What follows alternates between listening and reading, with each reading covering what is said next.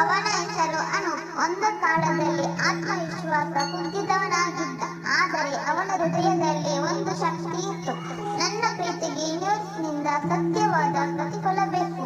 ಅವನು ಪ್ರತಿದಿನ ಸಂಜೆ 2:22ಕ್ಕೆ ಕಣ್ಣು ಮುಚ್ಚಿ ಯೂನಿವರ್ಸ್ ಹತ್ರ ಮಾತಾಡುತ್ತಿದ್ದ.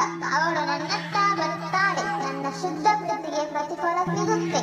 ದಿನಗಳು ಹೋದವು, ತಿಂಗಳುಗಳಾಯಿತು, ಯಾರೂ ಬಂದಿಲ್ಲ. ಆದರೆ ನಂಬಿಕೆ ಮಾತ್ರ ಅವನು ಬಿಡಲಿಲ್ಲ. ಒಂದು ದಿನ ಕಾರಿನಲ್ಲಿ ಹೋಗುತ್ತಿದ್ದಾಗ ಅವನ ಪ್ಲೇ ಲಿಸ್ಟಿನಲ್ಲಿ ಒಂದು ಹಾಡು ಬಂತು. ನೀನು ಬಿಟ್ಟೋದು ನಾನಾಗಲಿಲ್ಲ. ಅವನಿಗೆ ನೆನಪಾಯಿತು, ಇವತ್ತು ನಾನು ಮುಳುಗುರು ಸ್ಟೇಷನ್ ಬರೆದಿದ್ದ ದಿನ. ಅದೇ ಸಂಜೆ ಅವನ ಇನ್ಬಾಕ್ಸ್ಗೆ ಒಂದು ಮೆಸೇಜ್ ಬಂತು. ಹಾಯ್ ಅನು, ನಿಮಗೆ ನಿಮ್ಮ ಕನಸಿನಲ್ಲಿ ನಾನು ಕಂಡೆ.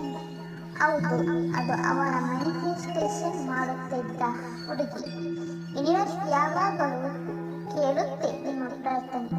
ನೀವು ಶ್ರದ್ಧೆಯಿಂದ ಕೇಳಿದ್ರೆ ಸಾಕು. ಮೆಂಟೆಸ್ಟ್ ಮಾಡಿ, ನಂಬಿಕೆ ಇದೆ, ಬದಲಾವಣೆ ನಿಮ್ಮತ್ತ ಬರುತ್ತಿದೆ.